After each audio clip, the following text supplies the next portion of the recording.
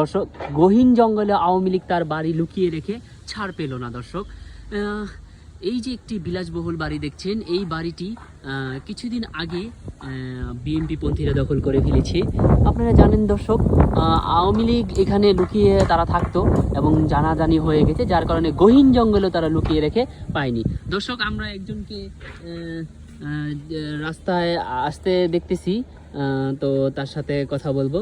দর্শক, নীল শার্ট পরা, হয়তো উনি কোনো পন্থী।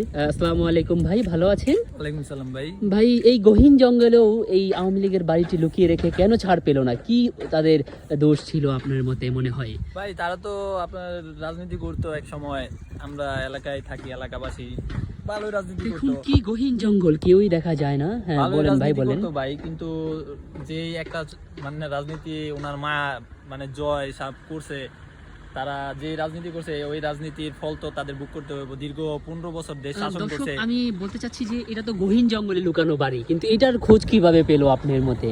এটা তো পাওয়ার কথা ছিল না।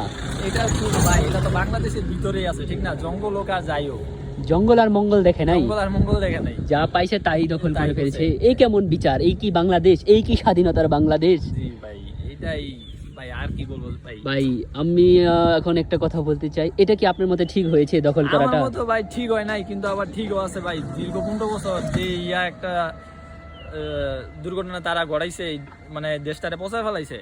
হ্যাঁ হ্যাঁ নেওয়া ঠিকই দর্শক, আছে। খুব আত্মপ্রকাশ করলেন, আমরা শুনলাম। দর্শক, গহীন জঙ্গলে লুকিয়ে রেখে দেখেন, এখানে একটা মানুষও হাঁটা চলা করে না, এইখানে এই অবস্থা হয়ে গেল। কোথায় লুকাবে আওয়ামী লীগ? কোথায় লুকাবে? এর বিচার চাই দর্শক।